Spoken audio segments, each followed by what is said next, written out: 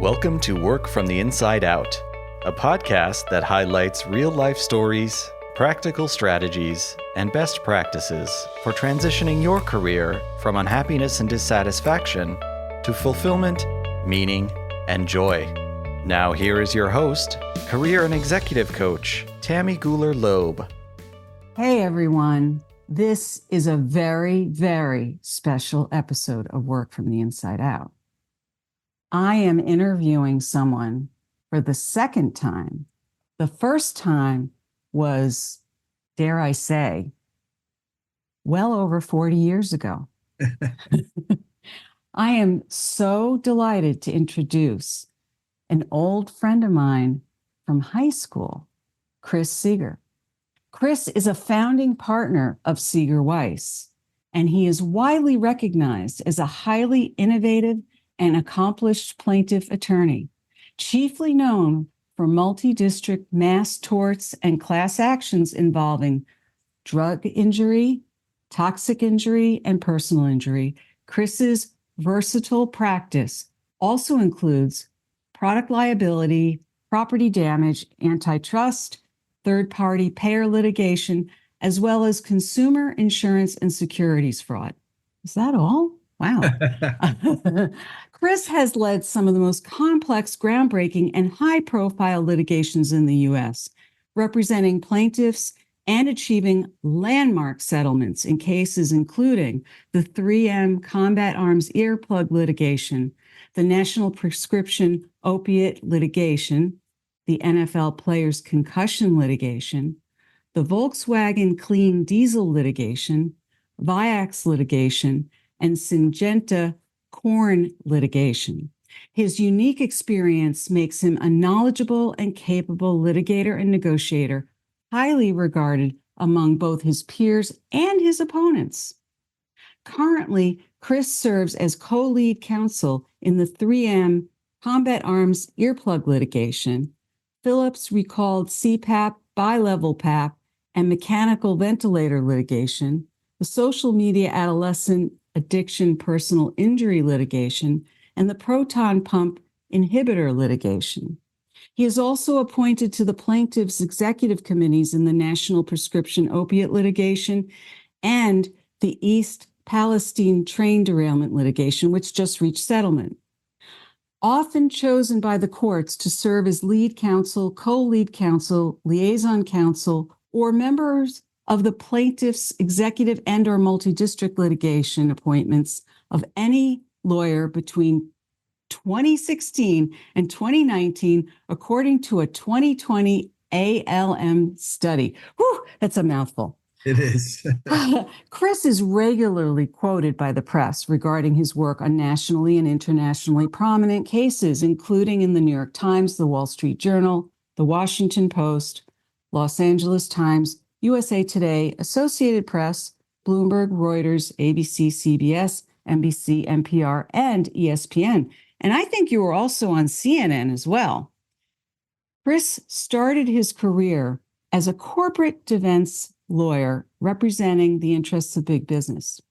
Struck by the imbalance of power between corporations and the individuals harmed by them, he left to become a plaintiff attorney. Originally the son of a union carpenter who worked his way through school, Chris is a former amateur boxer, which is what I interviewed him for, and a current Brazilian jiu-jitsu black belt. Now, whether working on a class action involving thousands of people against a multinational conglomerate or an individual case protecting one client's rights, he fights with the same passion and conviction. I have no doubt about that. Please join me in welcoming my dear friend, Chris Seeger. Welcome, Chris. Thank you so much. Wow. That's a little, listening to that, it's like, who are we talking about? I know. I'm thinking back to the years in high school when, for one reason or another, who knows, the high school newspaper appointed me the sports editor of all things. And we know that I'm not big into sports, nor was I very competitive in that way. And they said, hey, you got to interview this guy, Chris Seeger, because he's up and coming. He might even go pro in boxing. You got to do this interview with him. And I wrote this article. I interviewed you, and the rest, as they say, is history. But, we really do want to go back to your roots and those early formative years. We always like to on Work from the Inside Out, and just talk about that a little bit and tell us about those early years and how they may or may not have informed where you are today. I think for all of us, our early years are really the foundation, that we move off of. I mean, and there, people come from all walks of life, yeah, levels of economic, either they're destitute, they could be rich, but all that stuff really, I think, goes into the mix. So I guess going right back to the beginning, I grew up in Bayshore on Malay Lane. I think you probably know. I went to Mary G. Clarkson Elementary School. Yeah. And I grew up at a time that was really interesting in the 60s, obviously. I grew up in a neighborhood that when my parents bought the house in 1962, it was always a great neighborhood, but the neighborhood had undergone a lot of changes from the early 60s to the early 70s, years I was growing up. And I think all of those things, the house I grew up in, the people I grew up with, I grew up in a neighborhood where, I got to experience things from a different perspective as most in this respect. Most of my neighborhood was a minority neighborhood. Most of my block and the surrounding blocks, not Bayshore, obviously. Bayshore was probably had a mix like any other small town. And our high school clearly did. Nice, healthy mix of everybody from all different backgrounds. But in a funny way, kind of growing up as the minority in my street and in my immediate neighborhood gave me a perspective I think other people with my complexion might not have. Yeah, that's a good point. Maybe caused me to, have to push for things a little harder at times and maybe be a little bit tougher. I think that some of that led me into boxing. Frankly, I was a good athlete and I played a few sports in high school, but I wasn't great at anything. And I'm not going to say I was great at boxing, but of all the sports I got involved with, for some reason, boxing, I was just better at it. What interested you in boxing? What got you there? I didn't set out to say I wanted to be I wanted to learn how to box. I was always, and I would definitely describe myself. I don't know how this comes off, but I wasn't. I was kind of a tough kid. I didn't take a lot from people. Yeah. And our neighborhood at times. Yeah. It could be a rough place to live, no matter what Bayshore you live in. And you have to you learn to stand your ground. And absolutely. Frankly, just to put a footnote there, I think that's what kind of makes some of us from Bayshore, not some of us. I find Bayshore people to be fascinating and special in many ways. Because I don't think my experience, although in some respects it might be different, is totally different from yours or somebody else's. Yeah. We all had to be a little tough. We all had to be a little soft. We all had to be a little understanding because we had different people around us. So I think that went in to help all of us adjust and do better. But anyway, to make a long story short, boxing was like always a second interest for me. Not only because I grew up around the time of Muhammad Ali and Joe Frazier. Right. Who didn't idolize Muhammad Ali and want to beat Muhammad Ali. Yeah. But I had personal friends that were boxers. Oh, okay. A guy named Kenny Woods from Bayshore, and I would go to the Brentwood PAL with him and learn to box. But I was more interested in like basketball and football and some other things. And then I think when I was around 15, I was going to try out for the high school basketball team, and I damaged my ankle and had to miss the tryouts. Oh, wow. My ankle really bad. And my friend who was training for a boxing competition said, why don't you come on down to the boxing gym? You missed basketball season. Come on down to the boxing gym and help me get ready for some fights. And from there, it was like, there were just things I loved about boxing. Number one, it did. I'd be lying if I didn't say I felt more confident walking down the street and in the hallways. Yeah. In the hallways of Bayshore High School. Yeah. And I also, I don't know why, but I really liked the one-on-one aspect of it. And I think tennis players can relate to this as well. Yeah. You only have it's not so much you only have yourself to blame, but those wins feel really good and the losses feel really, really bad. There's something about those extremes when you're in a Yeah. where it's just you. Mm-hmm. That's really special. The other thing I will tell you is I really was not, I can say this now at 64 years old. I wasn't the bravest person. So Really? I always amazed myself that I could get my boxing gloves on and step into a ring, do what I had to do, and then step out. And I was always very proud of myself to overcome those fears that I had. And so I think I really learned a lot about myself through amateur boxing and a lot about what I was capable of. And I learned to trust and have a little more confidence in myself through that. Yeah. But you that's like a bit of a 2020 hindsight thing, right? Like at the time, you were feeling those things, but you might not have been able to articulate them quite in that way. There's no way. And it really took years of reflection on and you must go through this too. You think about where I came from. How did you wind up in the seat you're in right now? Yeah. Yeah. If you do that self-reflection, I think you probably have those moments in your life where you say, wow, this probably really helped me turn the corner. They're definitely all those turning points and moments where you even think, gee, if I had taken a right turn instead of a left turn in that moment, what would my life look like now? Momentary decisions sometimes can do that. Yes. But by the time you and I met, because we didn't hang out in the same crowds in high school, I actually hung out with your sister, who was in a younger grade. She and I were really good friends. She's here, by the way, visiting. Oh my goodness. That's so funny. That is funny.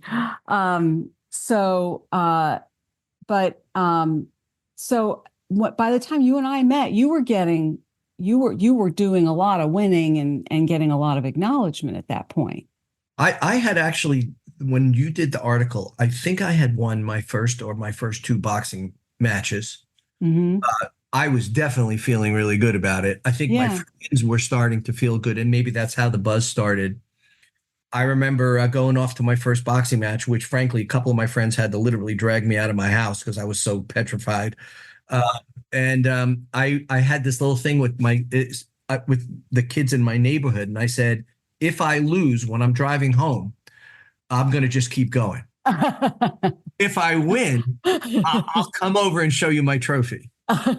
So I was feeling so good after the first win that I drove by them and I heard them start to goof on me a little bit. He lost. And then I circled back and I held the trophy out of the car. Oh, it's so funny. I got a flow. So yeah, no, it really helped me develop. I didn't have a lot of confidence, growing up. Not to get into a lot of details, but I grew up in a little bit of a dysfunctional home. And I only bring this up now because I think other people go through it too. And I think they need to know that, especially if there's any younger people listening to this, but so I didn't have a lot of confidence as a student, even in high school. Mm-hmm. So boxing was the beginning of building confidence in myself. Wow. And then I became a really good student in college, a really good student in law school. Yeah. So take us further. So at some point you stopped competing as a boxer. Yes. When did you sort of decide that was not the path? Because when we did our interview, you were on a path.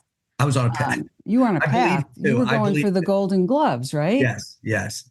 I was, what happened after it really was such an important part of my life through high school. After high school, I continued to do it. Oh.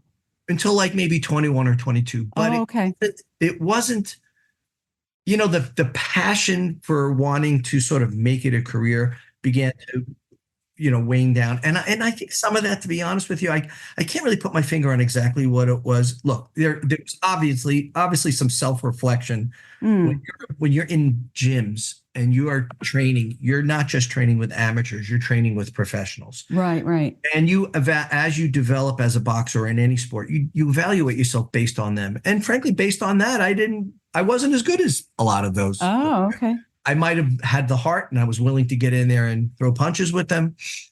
But I didn't see it as a career that was going to lead to a great place. And the other thing is, the old timers that hung out in boxing gyms, you could observe the effect of boxing on those, Yeah. on the brain and on that. Anybody who grows up or is around a boxing gym is very much aware of what, retired fighters, how they wind up. I'll tell you something else. There is not a lot, unless you are a really good professional boxer, there's not a lot of money in it. I was just going to ask you about the sort of business side of it. I would imagine that at some point you started to see what would be involved in really turning it into a profession and a business. Yeah. And that's a whole nother side of the whole endeavor, right? There are professional fighters in our gym giving their lives to this sport, fighting for $500. And they do it because they're waiting for that one opportunity. Yeah.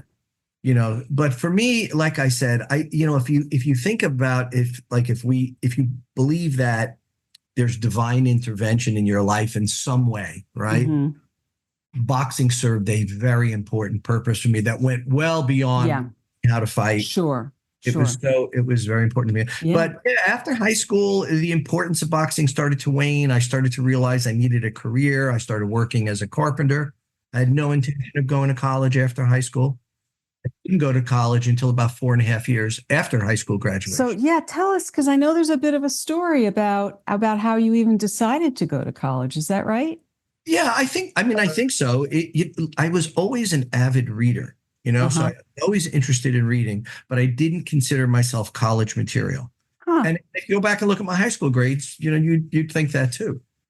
And then I think my goal then became, you know what, I'm not going to be a professional fighter. I'm going to, I'll do this. I'll compete in some competitions. I'll have fun with it, but I'm going to be a carpenter. And that's how I'm going to make a living and raise a family. And my father was a carpenter, so I said. So you learned from him, or did you go did you go to any kind of school? I learned a lot from him, and my older brother John was also doing it. And I was working with John a lot. Okay. But so and like I said, like I was about to say, I was always a voracious reader. I was always knocking out a couple books a week, and I remember when I was really young, I found James Michener's The Source, like laying around. Wow. I don't know if you ever read that book. No, but I remember how thick it was. It was thick, and it was work, but it was a page turner. Wow. And then I remember my brother Ken, I come from a big family. Yeah. His girlfriend Tracy, they were in college, and she gave me a book that at the time was a big one also. It was Les Miserables. Oh, yeah. And I couldn't put that book down. Wow. I couldn't put it down. And I so related to Jean Valjean, the main character in some ways. So after about 4.5 years of working as a carpenter and not really feeling totally satisfied, and some of it is I had a chip on my shoulder. I felt like this is a horrible thing to admit, but I can do this after all these years on your show and say, sure. I felt like people, I'd walk around in my tool belt in people's homes, and I felt like people kind of looked down their nose at me. And that could be the chip. And you were doing that in the city? You were in New York City at that point? Some of it was out on the island. Some it was. Okay. I'd go wherever the job was. Oh, okay. And a lot of times with my brother, I'd do jobs on my own. I see. Long story short, I was sharing an apartment with my brother on Lexington Avenue, 51st and Lex. And for some reason, I would go to the subway that was near Hunter College. It was like 68th. I would I'd walk there, pick up a subway, and I'd see all these college kids going in, and I just started to get that yearning for like, hey, maybe I should give this a try, I don't think I'm the smartest guy in the world, but, maybe I'll do better. Let's give it a shot.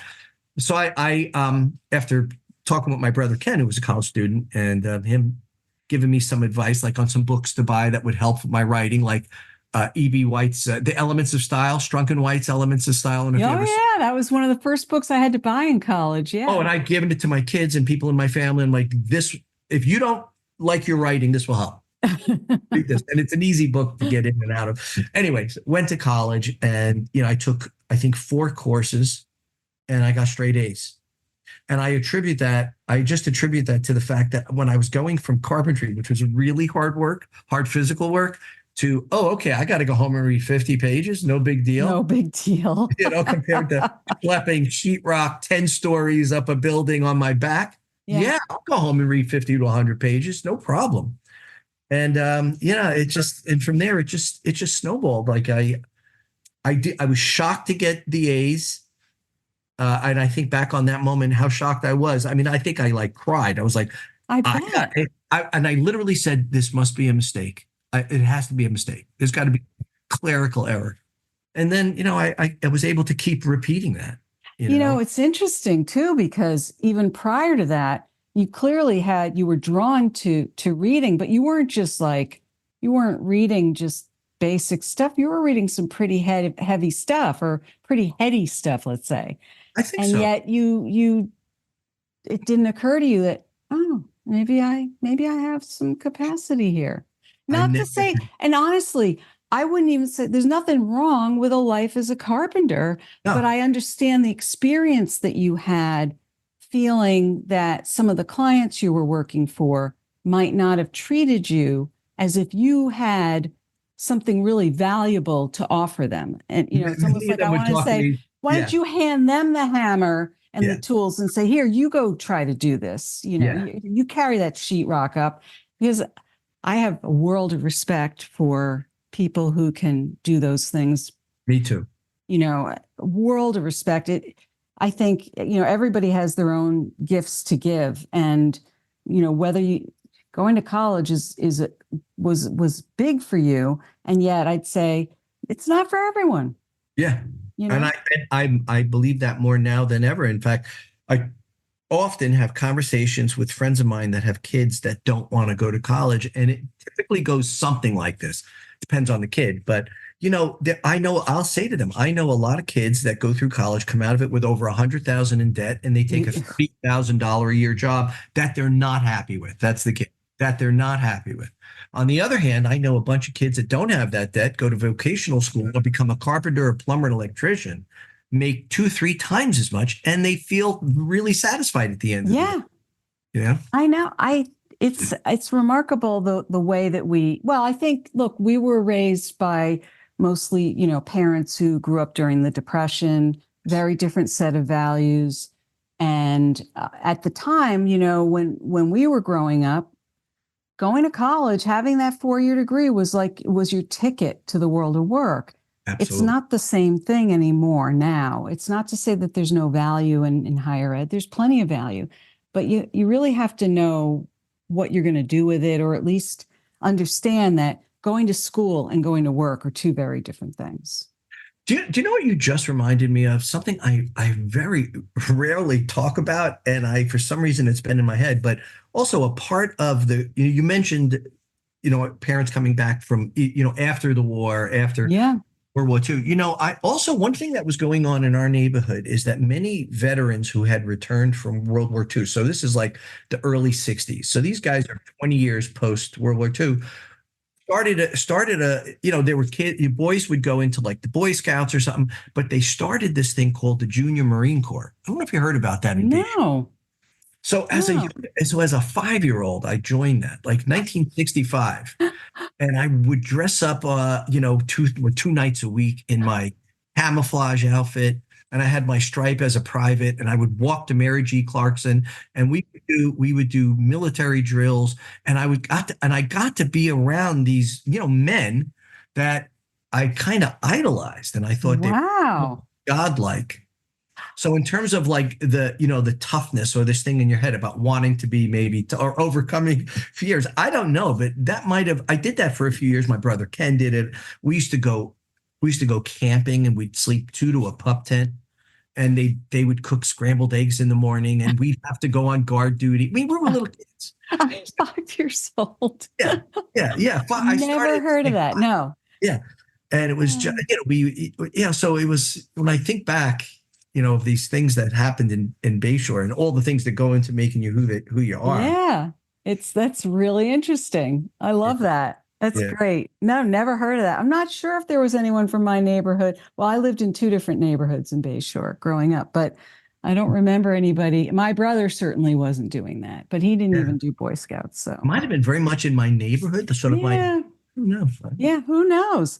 Yeah. Interesting. So you were just sort of getting on the subway, walking around Hunter, and then you said, "Hey, why don't I give this a try?" And Passing the school. I was like, so when you were at Hunter, were you also still working, or were you able to just? Yes. Yes. So you were working and going to school at the same time. All through college. I kind of stopped. I would still work a little bit through law school, but not as much. Like I would take one day thing, go like a handyman thing. I'd go to somebody's house and repair something. Yeah. So I did it a little bit. The good news is I didn't really borrow any money to get through college. That's amazing. I was making money. That's fantastic. So what did you study at Hunter? I'm curious. I wound up graduating with a double major of political science and philosophy. The only reason I wound up with a double major, though, is because I was really fascinated by political theory, and some of those courses were in the philosophy department. And I wound up having enough, in both. Uh-huh. So, well, that's okay. It's still impressive. Yeah.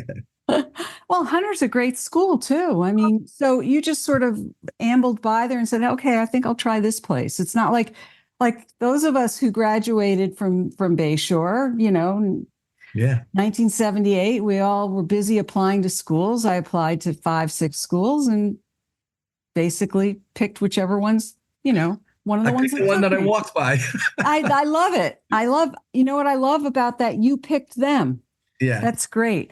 And then when you finished, by the time you finished Hunter, did you have it in your mind that law school was on the agenda already? Yeah, I pretty much had decided after finishing probably a couple semesters at Hunter and saying to myself, okay, that first semester wasn't luck. I did it again with a couple of more courses. Yeah. Maybe I can start to think about careers that I never thought about in high school or when I was growing up on Malay Lane. And law was always one that fascinated me. Really? Yeah. I don't know if it was Perry Mason or, I remember, I don't know. Do you remember in Bayshore, there was a popular lawyer. His name was Stuart Bloomberg. That name ring a bell? Okay. No, there were other lawyers in town I knew of, but Seibin and Seibin. Seibin, yeah. They were popular, and Seibin was one of the go-to firms. If you got injured, right, you'd go to Seibin and Seibin. Yeah. There are a couple of other firms like that. Yeah. But I didn't. But I viewed lawyers as like just these really super powerful people that had the law at their grasp, and they could use that to help people or hurt people or whatever it was. There was whatever they needed to do to people. Yeah, there are a lot. Some lawyers are not so great, and they use that power to hurt, and some. Yeah. But so I was fascinated by that, and I think it was probably in my, after 2, 3, maybe 4 semesters of college, I'm gonna give this a try. So I love this because it's like your sense of yourself was really changing in terms of what was possible for you. Yes. And not to say again that you could have built, an amazing carpentry business. And yet, you had this vision for yourself and you didn't deny it. Yeah. It was, I almost describe it like I just kept falling into opportunities. Like I had nothing closed off, but it was like walking by Hunter and one day saying, hey, I'll go take a couple courses. And then that goes okay. And then it's like, well, what about this? And it was almost like I was falling into these opportunities. Yeah.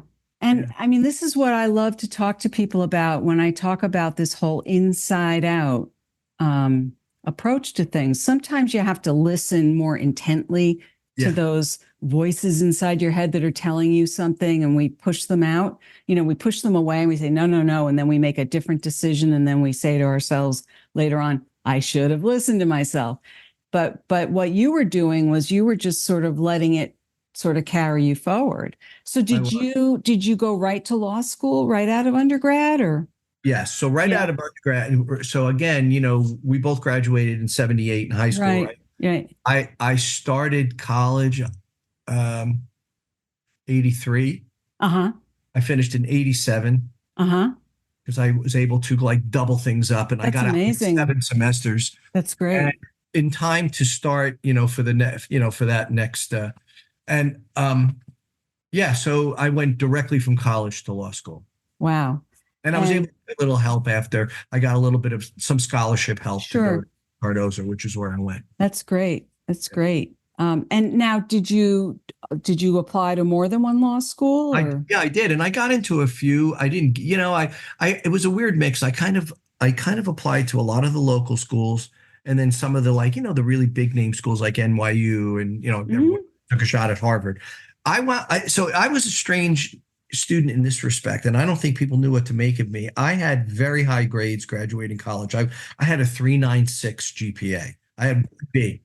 And but my standardized testing scores were kind of average. Mm.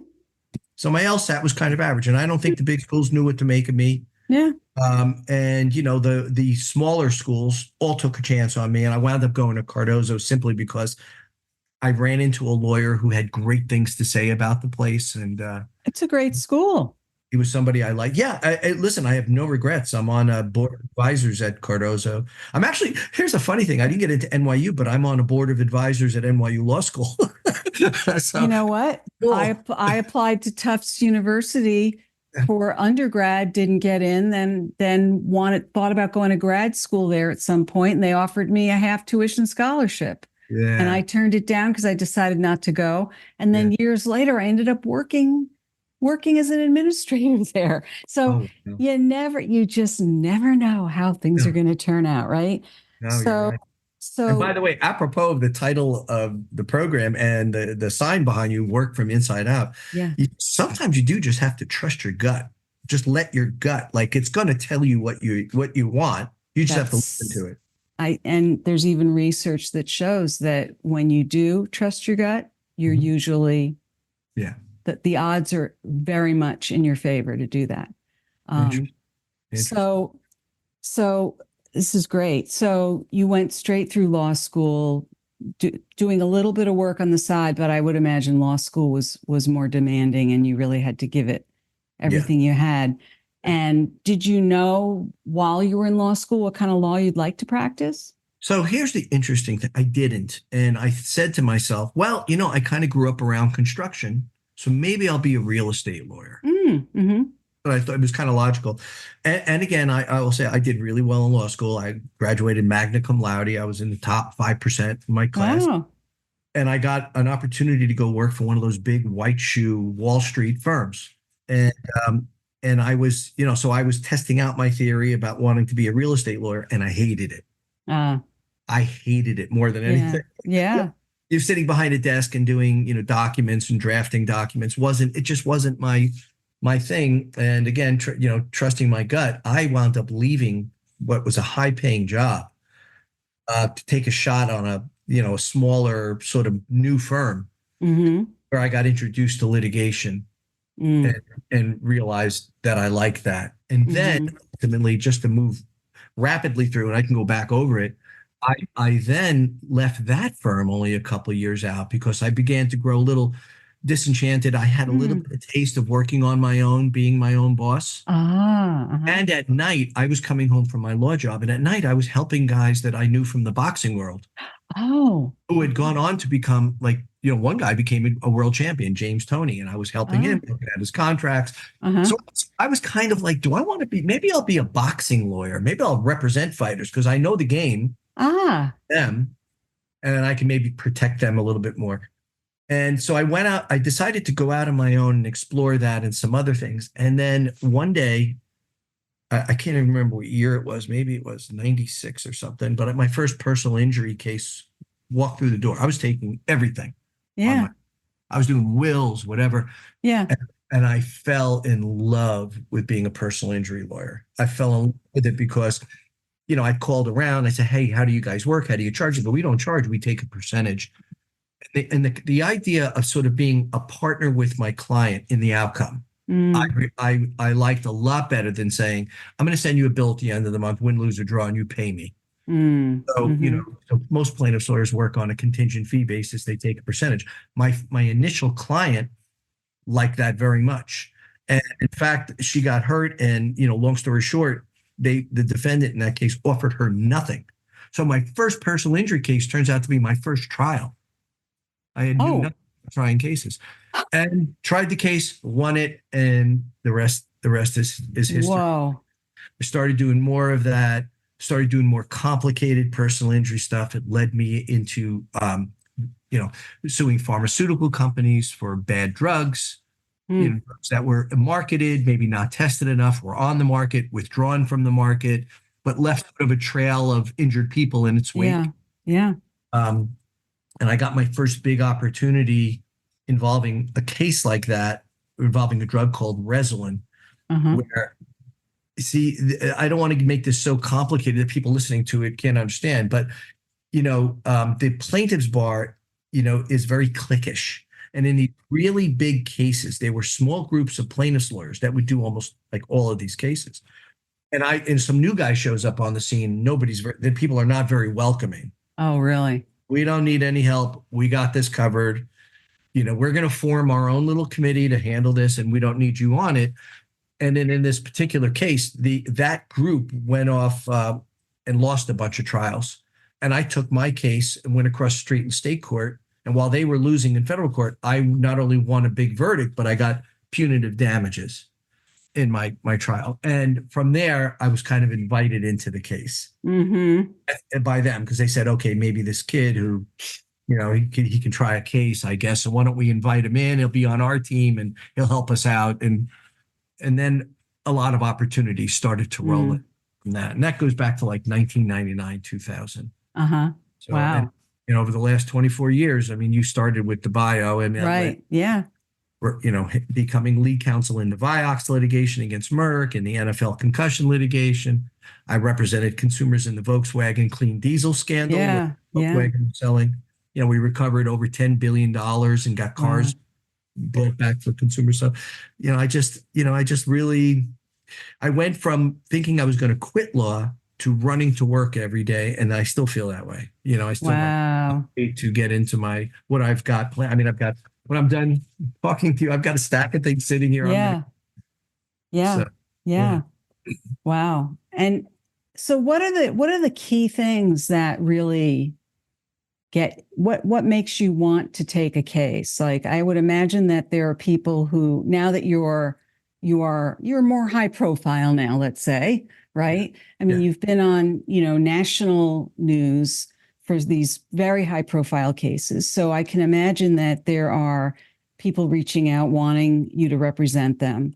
How do you determine how to take a case, and what do you do with all the cases that you don't take? Yeah, we don't take a lot, I will tell you. We put a lot of time into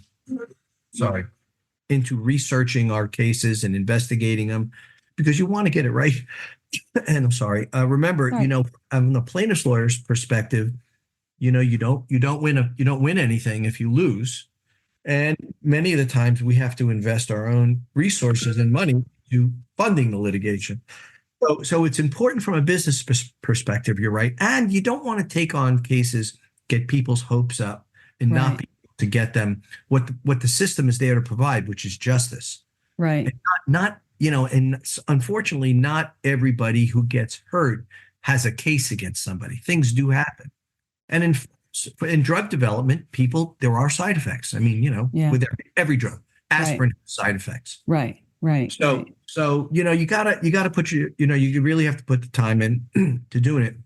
In that respect, we have been very lucky, but we were also, really patient, and we do put the time, and we do work with good scientists, depending on what the issue is, who are familiar with drug regulations and the injuries involved. And they'll say things to you like, look, this is a close one, but you gotta weigh the risks and the benefits of every drug. And if it's a drug designed to treat cancer, for example, you're going to tolerate a lot more risk, as opposed to a drug like Vioxx, which was one of my first big drug cases, which was a painkiller. And there are a lot of alternatives. So to have a painkiller that caused heart attacks and strokes, right? It's not so there's a whole checklist of things you have to go through. And I think it's important for the integrity of the system that plaintiffs' lawyers take that seriously and try to do a good job on it. We all hear about cases that are filed that probably shouldn't be, Yeah. So you really put it through its paces before you decide to take it. So there's all that upfront investment, so to speak. Absolutely. And Yeah. sometimes it doesn't pan out. Yeah. Yeah. Yeah. Sometimes it does. Like, I'm not complaining. We've had a very successful run Yeah. over the 25 Yeah. years. Yeah. Yeah. So, um, so in terms of, you know, so you're close to your mid 60s now. We both are. What's next for Chris Seeger, or are you going to just keep going till you can't? I know I'm planning on doing that, but I'm going to keep going till I can't. I mean, Yeah. I still really love what I do. Yeah. I might personally handle one or two less cases here and there. They are stressful. You know, we have a saying in my firm, and this will try to give you my mindset of how I approach things. Because, you know, I started it, but every lawyer in our firm knows this, and every staff member, that, you know, we say all the time, for us, we have a lot of cases, but that case to our client might be the most traumatic thing that happened in their life. Yeah. Right. You Right. have to be always mindful of that. Yeah. And I am. And when I'm preparing, you know, for trial or negotiating a settlement, I really do my best, and I agonize over every decision. I'm able to make decisions and move on, but up to that point, I do agonize on it and over it. And I go, wow, I'm trying. So, you know, the 3M combat arms litigation for $6 billion. It sounds like a lot of money, but we had over 240,000 combat vets that wore these plugs and their hearing was injured by it. Yeah. Yeah. So you need to be familiar with statistical modeling and medical issues to make sure that you're recovering enough money to compensate fairly everybody. Nobody's going to get what they want out of that, because there's so many people. You can't give everybody $1 million times 250,000 people. Yeah. So you have to get as close to what resembles justice as possible. And in the civil justice system, all you can recover is money. Not like criminal justice system where you put a bad guy in jail. So, Right. So, well, it sounds like you're doing a lot of good for a lot of people, and you know, it's been quite a ride, wouldn't you say? Yeah, it's been an unbelievable ride. Yeah, I guess, again, maybe 64 does it, but I've been doing a lot of self-reflecting and thinking back on cases, and those moments where, wow, if that case had gone this way, there wouldn't have been a next one. And, you know, why, you know, just, I don't know. You know, you look back sometimes and you say, wow, I've been really lucky. And then there's a part of you that goes, well, you know, you really worked hard on that. Maybe it wasn't luck. There's a component of both hard work and luck. Sure. Well, it's and you know, one thing that I think your journey is showing us, there's an element of luck, a big element of luck, which is all about showing up. Yeah. You know, people will say to me, "Oh, I was just lucky," as if they had almost nothing, like it happened to them. Yes. And I would say this to you too, Chris. Luck didn't happen to you. You stepped into it. You know, you walked by Hunter College and then you said, hey, why not? Why not? Right. And then you got the idea in your head about law. Well, why not? And you made it happen, but you had to show up, and you had to put yourself into it. And you knew there were risks, and you knew it might not all work out. Same thing happens every time you take on a case, even though you might vet things out very carefully. And you'd say, you know, I've been doing this for years now. I know what I'm talking about. You know that sometimes somewhere along the way, there are human beings involved in these things, and things are not, you know, they're not always what they seem. And you can't predict every single thing. None of us has a crystal ball. At least I don't know anyone who does. So, you know, you got to trust yourself first. And the luck is sort of a 20/20 thing, right? Hindsight. But you have to show up for it. That's such a good point. And, you know, it reminds me of something that they say in martial arts, in jujitsu, which is one of the hardest martial arts to get a black belt in. But there's a saying that says a black belt is simply a white belt who didn't quit.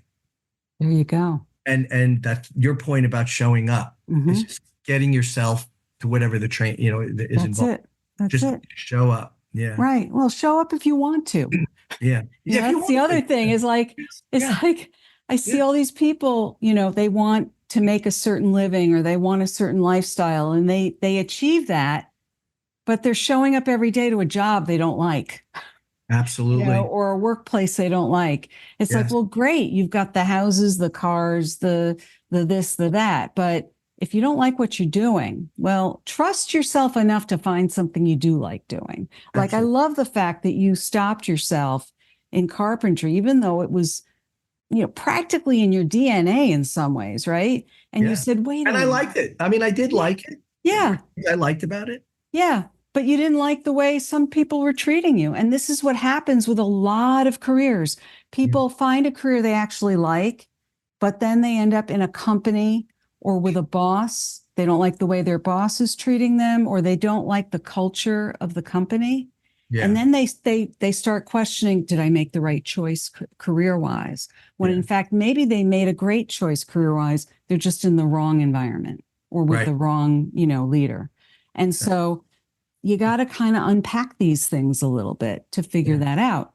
So, all right, I'll get off my soapbox now. So, Chris, if people want to learn more about you and the work you've done or the work you're doing going forward, what's the best place for them to find you? I think the best place to find the most current information about what we're doing will be on our website. Okay. Which is, www.seegerweiss.com. Okay. And we'll put that all in the show notes and all of your other, I know you're on social media as well, so people can look you up there as well. So one final question, and you've made some really interesting decisions along the way as you've made various changes in your life. We have a lot of people listening who who might be thinking about what's next for them. What would be a key piece of advice that you would offer somebody who is trying to decide what's next for them? I think the only thing I could offer on that, and I say this to all 6 of my kids all the time, is to try to really try to find something you really care about. I was going to say try to find something you love, but finding something you love sounds like a really high bar.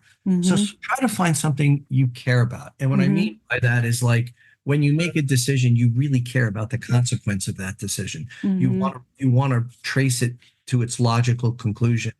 And you're just so interested in what it is that you're going to do, or whether it's a speech. If you're a speech therapist, for example, the kid goes home at the end of the hour, but you're really interested to see the progress the next time you see that person. Right. Your brain should work that way. And that should be a signal to you that you care about that and like it.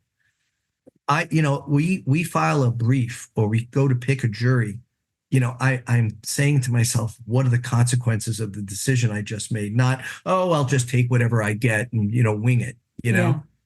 And sometimes you don't make a perfect decision, and you work with it. You go with the flow. That's right. You work with what you have. Don't quit on yourself. Yeah. Don't quit on yourself. Oh, I love that.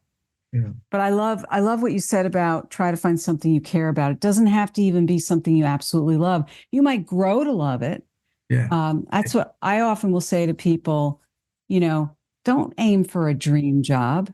How do you know what a dream job is? Just go for something. I like that. Go for something you care about. Well, that's a wonderful note for us to close on. Chris, this has been just an absolute thrill and delight for me. I really appreciate you taking the time when you're out there fighting for justice for so many people. We appreciate it. And thank you again for being here. I love it. And it was so great reuniting with you. Yeah. We were coming full circle here, huh? I know. Well, and we'll see each other at the next reunion too. Absolutely. Sure. Let's try to stay in touch. I'd love that. And before we close, congratulations.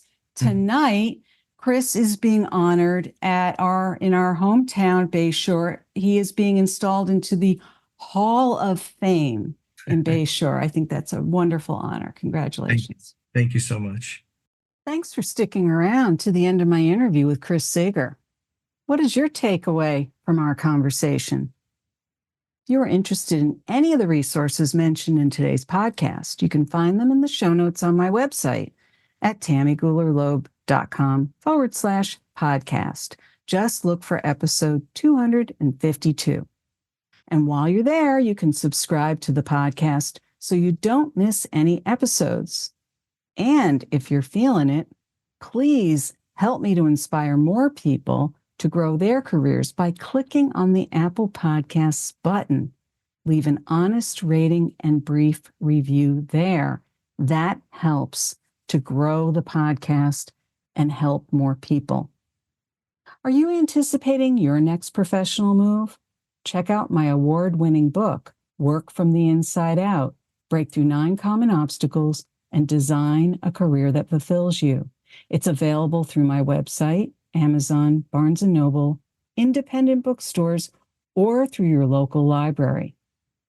You can also help sustain the podcast by buying me a cup of coffee at buymeacoffee.com/TammyGL. Since this podcast is self-funded, your support is acknowledged and appreciated. Thank you so much for listening. And remember, it's never too late or too impossible to increase your sense of fulfillment and satisfaction in your work and other meaningful activities. Let me know how it's going for you. I always love to hear from you. Bye for now. Thank you for listening to the Work from the Inside Out podcast. For more information, you can find us at www.workfromtheinsideout.com.